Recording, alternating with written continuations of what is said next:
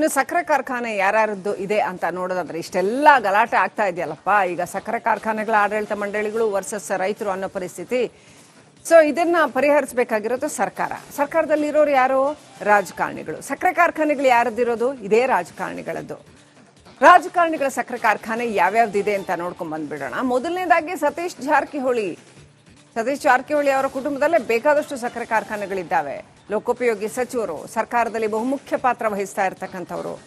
ಹಾಗೇನೆ ಅವರ ಒಡೆತನದಲ್ಲಿ 2 ಸಕ್ಕರೆ ಕಾರ್ಖಾನೆ ಇದೆ ಅಂತ ಹೇಳಲಾಗ್ತಾ ಇದೆ. ಲಕ್ಷ್ಮೀ ಹೆಬ್ಬಾಳ್ಕರ್ ಮಹಿಳಾ ಮತ್ತು ಮಕ್ಕಳ ಕಲ್ಯಾಣ ಸಚಿವೆ, ಇವರ ಹತ್ರ 1 ಸಕ್ಕರೆ ಕಾರ್ಖಾನೆ ಇದೆ. ಚನ್ನರಾಜ ಹಟ್ಟಿಹೊಳಿ, ಲಕ್ಷ್ಮೀ ಹೆಬ್ಬಾಳ್ಕರ್ ಸಹೋದರ, ಕಾಂಗ್ರೆಸ್ MLC, ಇವರದ್ದು ಕೂಡ 1 ಸಕ್ಕರೆ ಕಾರ್ಖಾನೆ ಇದೆ ಅಂತ ಹೇಳಲಾಗ್ತಾ ಇದೆ.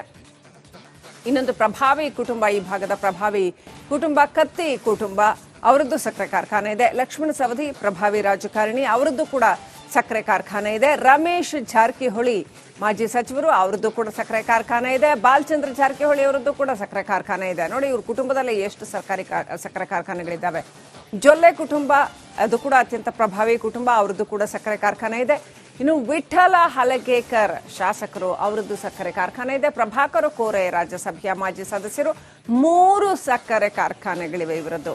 ಶ್ರೀಮಂತ ಪಾಟೀಲ್ ಮಾಜಿ ಸಚಿವ, ಇವರದ್ದು 1 ಸಕ್ಕರೆ ಕಾರ್ಖಾನೆ. ಮಹದೇವಪ್ಪ ಯಾದವಾಡ, ಇವರದ್ದು ಕೂಡ ಮಾಜಿ ಶಾಸಕ, ಇವರದ್ದು ಕೂಡ 1 ಸಕ್ಕರೆ ಕಾರ್ಖಾನೆ. ಈ ಭಾಗದ ಹೆಚ್ಚಿನ ಸಕ್ಕರೆ ಕಾರ್ಖಾನೆಗಳು ರಾಜಕಾರಣಿಗಳ ಕೈಯಲ್ಲೇ ಇದೆ. ಇದು ಒಂದು ರೀತಿ ಕಣ್ಣಾ ಮುಚ್ಚಾಲೆ ಆಟ. ಇವರೇ ಸರ್ಕಾರದಲ್ಲಿರೋದು, ಇವರೇ ದರ ನಿಗದಿ ಮಾಡೋದು. ಸೊ ರೈತರು ಯಾರು, ಎಲ್ಲ ಪಕ್ಷಗಳಲ್ಲೂ ಇದ್ದಾರೆ ಇವರು. ರೈತರು ಯಾರ ವಿರುದ್ಧ ಹೋರಾಟ ಮಾಡಬೇಕು, ರೈತರಿಗೆ ಯಾರು ನ್ಯಾಯ ಕೊಡಬೇಕು. ಇನ್ನು ಸಕ್ಕರೆ ಕಾರ್ಖಾನೆ ಯಾರ್ಯಾರದ್ದು ಇದೆ ಅಂತ ನೋಡೋದಾದ್ರೆ ಇಷ್ಟೆಲ್ಲ ಗಲಾಟೆ ಆಗ್ತಾ ಇದೆಯಲ್ಲಪ್ಪ. ಈಗ ಸಕ್ಕರೆ ಕಾರ್ಖಾನೆಗಳ ಆಡಳಿತ ಮಂಡಳಿಗಳು ವರ್ಸಸ್ ರೈತರು ಅನ್ನೋ ಪರಿಸ್ಥಿತಿ. ಸೊ ಇದನ್ನ ಪರಿಹರಿಸಬೇಕಾಗಿರೋದು ಸರ್ಕಾರದಲ್ಲಿರೋರು ಯಾರು? ರಾಜಕಾರಣಿಗಳು. ಸಕ್ಕರೆ ಕಾರ್ಖಾನೆಗಳು ಯಾರದ್ದಿರೋದು? ಇದೇ ರಾಜಕಾರಣಿಗಳದ್ದು. ರಾಜಕಾರಣಿಗಳ ಸಕ್ಕರೆ ಕಾರ್ಖಾನೆ ಯಾವ್ಯಾವ್ದಿದೆ ಅಂತ ನೋಡ್ಕೊಂಡ್ ಬಂದ್ಬಿಡೋಣ. ಮೊದಲನೇದಾಗಿ ಸತೀಶ್ ಜಾರಕಿಹೊಳಿ ಅವರ ಕುಟುಂಬದಲ್ಲೇ ಬೇಕಾದಷ್ಟು ಸಕ್ಕರೆ ಕಾರ್ಖಾನೆಗಳಿದ್ದಾವೆ. ಲೋಕೋಪಯೋಗಿ ಸಚಿವರು, ಸರ್ಕಾರದಲ್ಲಿ ಬಹುಮುಖ್ಯ ಪಾತ್ರ ವಹಿಸ್ತಾ ಇರ್ತಕ್ಕಂಥವ್ರು. ಹಾಗೇನೆ ಅವರ ಒಡೆತನದಲ್ಲಿ 2 ಸಕ್ಕರೆ ಕಾರ್ಖಾನೆ ಇದೆ ಅಂತ ಹೇಳಲಾಗ್ತಾ ಇದೆ. ಲಕ್ಷ್ಮೀ ಹೆಬ್ಬಾಳ್ಕರ್ ಮಹಿಳಾ ಮತ್ತು ಮಕ್ಕಳ ಕಲ್ಯಾಣ ಸಚಿವೆ, ಇವರ ಹತ್ರ 1 ಸಕ್ಕರೆ ಕಾರ್ಖಾನೆ ಇದೆ. ಚನ್ನರಾಜ ಹಟ್ಟಿಹೊಳಿ, ಲಕ್ಷ್ಮೀ ಹೆಬ್ಬಾಳ್ಕರ್ ಸಹೋದರ, ಕಾಂಗ್ರೆಸ್ MLC, ಇವರದ್ದು ಕೂಡ 1 ಸಕ್ಕರೆ ಕಾರ್ಖಾನೆ ಇದೆ ಅಂತ ಹೇಳಲಾಗ್ತಾ ಇದೆ. ಇನ್ನೊಂದು ಪ್ರಭಾವಿ ಕುಟುಂಬ, ಈ ಭಾಗದ ಪ್ರಭಾವಿ ಕುಟುಂಬ ಕತ್ತಿ ಕುಟುಂಬ, ಅವರದ್ದು ಸಕ್ಕರೆ ಕಾರ್ಖಾನೆ ಇದೆ. ಲಕ್ಷ್ಮಣ ಸವದಿ ಪ್ರಭಾವಿ ರಾಜಕಾರಣಿ, ಅವರದ್ದು ಕೂಡ ಸಕ್ಕರೆ ಕಾರ್ಖಾನೆ ಇದೆ. ರಮೇಶ್ ಜಾರಕಿಹೊಳಿ ಮಾಜಿ ಸಚಿವರು, ಅವರದ್ದು ಕೂಡ ಸಕ್ಕರೆ ಕಾರ್ಖಾನೆ ಇದೆ. ಬಾಲಚಂದ್ರ ಜಾರಕಿಹೊಳಿ ಅವರದ್ದು ಕೂಡ ಸಕ್ಕರೆ ಕಾರ್ಖಾನೆ ಇದೆ. ನೋಡಿ, ಇವ್ರ ಕುಟುಂಬದಲ್ಲಿ ಎಷ್ಟು ಸಕ್ಕರೆ ಕಾರ್ಖಾನೆಗಳಿದ್ದಾವೆ. ಜೊಲ್ಲೆ ಕುಟುಂಬ, ಅದು ಕೂಡ ಅತ್ಯಂತ ಪ್ರಭಾವಿ ಕುಟುಂಬ, ಅವರದ್ದು ಕೂಡ ಸಕ್ಕರೆ ಕಾರ್ಖಾನೆ ಇದೆ. ಇನ್ನು ವಿಠಲ ಹಲಗೇಕರ್ ಶಾಸಕರು, ಅವರದ್ದು ಸಕ್ಕರೆ ಕಾರ್ಖಾನೆ ಇದೆ. ಪ್ರಭಾಕರ್ ಕೋರೆ ರಾಜ್ಯಸಭೆಯ ಮಾಜಿ ಸದಸ್ಯರು, 3 ಸಕ್ಕರೆ ಕಾರ್ಖಾನೆಗಳಿವೆ ಇವರದ್ದು. ಶ್ರೀಮಂತ ಪಾಟೀಲ್ ಮಾಜಿ ಸಚಿವ, ಇವರದ್ದು 1 ಸಕ್ಕರೆ ಕಾರ್ಖಾನೆ.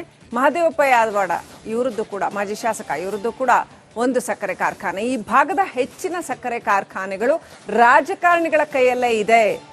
ಇದು ಒಂದು ರೀತಿ ಕಣ್ಣಾ ಮುಚ್ಚಾಲೆ ಆಟ. ಇವರೇ ಸರ್ಕಾರದಲ್ಲಿರೋದು, ಇವರೇ ದರ ನಿಗದಿ ಮಾಡೋದು. ಸೊ ರೈತರು ಯಾರು, ಎಲ್ಲ ಪಕ್ಷಗಳಲ್ಲೂ ಇದ್ದಾರೆ ಇವರು. ರೈತರು ಯಾರ ವಿರುದ್ಧ ಹೋರಾಟ ಮಾಡಬೇಕು, ರೈತರಿಗೆ ಯಾರು ನ್ಯಾಯ ಕೊಡಬೇಕು. ಇನ್ನು ಸಕ್ಕರೆ ಕಾರ್ಖಾನೆ ಯಾರ್ಯಾರದ್ದು ಇದೆ ಅಂತ ನೋಡೋದಾದ್ರೆ ಇಷ್ಟೆಲ್ಲ ಗಲಾಟೆ ಆಗ್ತಾ ಇದೆಯಲ್ಲಪ್ಪ. ಈಗ ಸಕ್ಕರೆ ಕಾರ್ಖಾನೆಗಳ ಆಡಳಿತ ಮಂಡಳಿಗಳು ವರ್ಸಸ್ ರೈತರು ಅನ್ನೋ ಪರಿಸ್ಥಿತಿ. ಸೊ ಇದನ್ನ ಪರಿಹರಿಸಬೇಕಾಗಿರೋದು ಸರ್ಕಾರದಲ್ಲಿರೋರು ಯಾರು?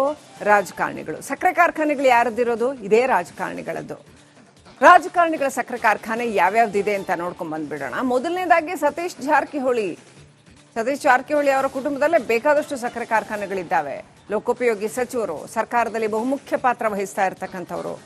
ಹಾಗೇನೆ ಅವರ ಒಡೆತನದಲ್ಲಿ 2 ಸಕ್ಕರೆ ಕಾರ್ಖಾನೆ ಇದೆ ಅಂತ ಹೇಳಲಾಗ್ತಾ ಇದೆ. ಲಕ್ಷ್ಮೀ ಹೆಬ್ಬಾಳ್ಕರ್ ಮಹಿಳಾ ಮತ್ತು ಮಕ್ಕಳ ಕಲ್ಯಾಣ ಸಚಿವೆ, ಇವರ ಹತ್ರ 1 ಸಕ್ಕರೆ ಕಾರ್ಖಾನೆ ಇದೆ. ಚನ್ನರಾಜ ಹಟ್ಟಿಹೊಳಿ, ಲಕ್ಷ್ಮೀ ಹೆಬ್ಬಾಳ್ಕರ್ ಸಹೋದರ, ಕಾಂಗ್ರೆಸ್ MLC, ಇವರದ್ದು ಕೂಡ 1 ಸಕ್ಕರೆ ಕಾರ್ಖಾನೆ ಇದೆ ಅಂತ ಹೇಳಲಾಗ್ತಾ ಇದೆ.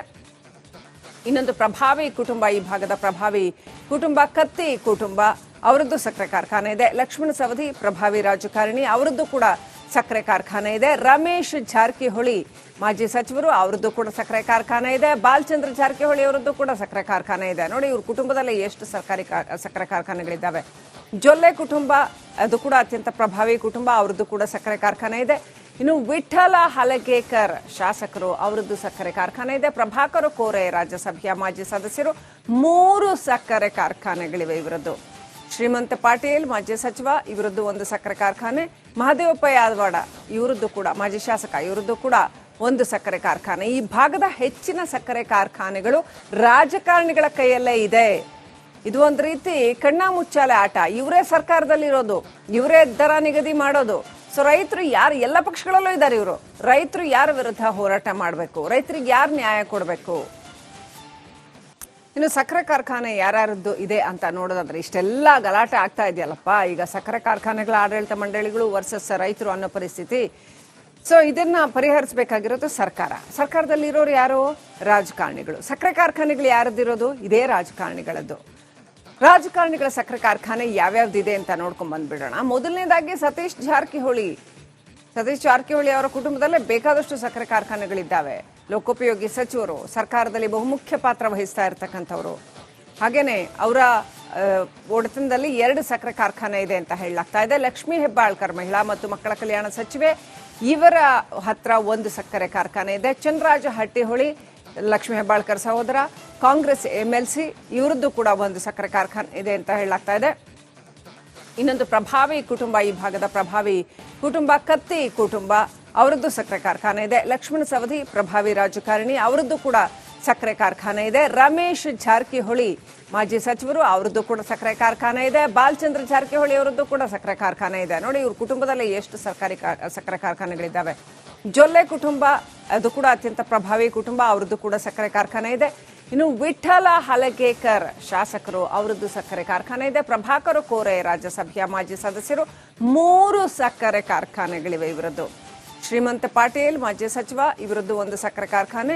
ಮಹದೇವಪ್ಪ ಯಾದವಾಡ ಇವರದ್ದು ಕೂಡ ಮಾಜಿ ಶಾಸಕ, ಇವರದ್ದು ಕೂಡ ಒಂದು ಸಕ್ಕರೆ ಕಾರ್ಖಾನೆ. ಈ ಭಾಗದ ಹೆಚ್ಚಿನ ಸಕ್ಕರೆ ಕಾರ್ಖಾನೆಗಳು ರಾಜಕಾರಣಿಗಳ ಕೈಯಲ್ಲೇ ಇದೆ.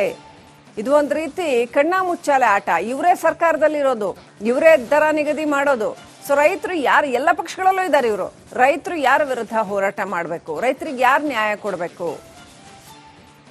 ಇನ್ನು ಸಕ್ಕರೆ ಕಾರ್ಖಾನೆ ಯಾರ್ಯಾರದ್ದು ಇದೆ ಅಂತ ನೋಡೋದಾದ್ರೆ ಇಷ್ಟೆಲ್ಲ ಗಲಾಟೆ ಆಗ್ತಾ ಇದೆಯಲ್ಲಪ್ಪ. ಈಗ ಸಕ್ಕರೆ ಕಾರ್ಖಾನೆಗಳ ಆಡಳಿತ ಮಂಡಳಿಗಳು ವರ್ಸಸ್ ರೈತರು ಅನ್ನೋ ಪರಿಸ್ಥಿತಿ. ಸೊ ಇದನ್ನ ಪರಿಹರಿಸಬೇಕಾಗಿರೋದು ಸರ್ಕಾರ. ಸರ್ಕಾರದಲ್ಲಿರೋರು ಯಾರು? ರಾಜಕಾರಣಿಗಳು. ಸಕ್ಕರೆ ಕಾರ್ಖಾನೆಗಳು ಯಾರದ್ದಿರೋದು? ಇದೇ ರಾಜಕಾರಣಿಗಳದ್ದು. ರಾಜಕಾರಣಿಗಳ ಸಕ್ಕರೆ ಕಾರ್ಖಾನೆ ಯಾವ್ಯಾವ್ದಿದೆ ಅಂತ ನೋಡ್ಕೊಂಡ್ ಬಂದ್ಬಿಡೋಣ. ಮೊದಲನೇದಾಗಿ ಸತೀಶ್ ಜಾರಕಿಹೊಳಿ ಅವರ ಕುಟುಂಬದಲ್ಲೇ ಬೇಕಾದಷ್ಟು ಸಕ್ಕರೆ ಕಾರ್ಖಾನೆಗಳಿದ್ದಾವೆ. ಲೋಕೋಪಯೋಗಿ ಸಚಿವರು, ಸರ್ಕಾರದಲ್ಲಿ ಬಹುಮುಖ್ಯ ಪಾತ್ರ ವಹಿಸ್ತಾ ಇರ್ತಕ್ಕಂಥವ್ರು. ಹಾಗೇನೆ ಅವರ ಒಡೆತನದಲ್ಲಿ 2 ಸಕ್ಕರೆ ಕಾರ್ಖಾನೆ ಇದೆ ಅಂತ ಹೇಳಲಾಗ್ತಾ ಇದೆ. ಲಕ್ಷ್ಮೀ ಹೆಬ್ಬಾಳ್ಕರ್ ಮಹಿಳಾ ಮತ್ತು ಮಕ್ಕಳ ಕಲ್ಯಾಣ ಸಚಿವೆ, ಇವರ ಹತ್ರ ಒಂದು ಸಕ್ಕರೆ ಕಾರ್ಖಾನೆ ಇದೆ. ಚಂದ್ರರಾಜ ಹಟ್ಟಿಹೊಳಿ ಲಕ್ಷ್ಮೀ ಹೆಬ್ಬಾಳ್ಕರ್ ಸಹೋದರ, ಕಾಂಗ್ರೆಸ್ MLC, ಇವರದ್ದು ಕೂಡ ಒಂದು ಸಕ್ಕರೆ ಕಾರ್ಖಾನೆ ಇದೆ ಅಂತ ಹೇಳಲಾಗ್ತಾ ಇದೆ. ಇನ್ನೊಂದು ಪ್ರಭಾವಿ ಕುಟುಂಬ, ಈ ಭಾಗದ ಪ್ರಭಾವಿ ಕುಟುಂಬ ಕತ್ತಿ ಕುಟುಂಬ, ಅವರದ್ದು ಸಕ್ಕರೆ ಕಾರ್ಖಾನೆ ಇದೆ. ಲಕ್ಷ್ಮಣ ಸವದಿ ಪ್ರಭಾವಿ ರಾಜಕಾರಣಿ, ಅವರದ್ದು ಕೂಡ ಸಕ್ಕರೆ ಕಾರ್ಖಾನೆ ಇದೆ. ರಮೇಶ್ ಜಾರಕಿಹೊಳಿ ಮಾಜಿ ಸಚಿವರು, ಅವರದ್ದು ಕೂಡ ಸಕ್ಕರೆ ಕಾರ್ಖಾನೆ ಇದೆ. ಬಾಲಚಂದ್ರ ಜಾರಕಿಹೊಳಿ ಅವರದ್ದು ಕೂಡ ಸಕ್ಕರೆ ಕಾರ್ಖಾನೆ ಇದೆ. ನೋಡಿ, ಇವ್ರ ಕುಟುಂಬದಲ್ಲಿ ಎಷ್ಟು ಸಕ್ಕರೆ ಕಾರ್ಖಾನೆಗಳಿದ್ದಾವೆ. ಜೊಲ್ಲೆ ಕುಟುಂಬ, ಅದು ಕೂಡ ಅತ್ಯಂತ ಪ್ರಭಾವಿ ಕುಟುಂಬ, ಅವರದ್ದು ಕೂಡ ಸಕ್ಕರೆ ಕಾರ್ಖಾನೆ ಇದೆ. ಇನ್ನು ವಿಠಲ ಹಲಗೇಕರ್ ಶಾಸಕರು, ಅವರದ್ದು ಸಕ್ಕರೆ ಕಾರ್ಖಾನೆ ಇದೆ. ಪ್ರಭಾಕರ್ ಕೋರೆ ರಾಜ್ಯಸಭೆಯ ಮಾಜಿ ಸದಸ್ಯರು. 3 ಸಕ್ಕರೆ ಕಾರ್ಖಾನೆಗಳಿವೆ ಇವರದ್ದು.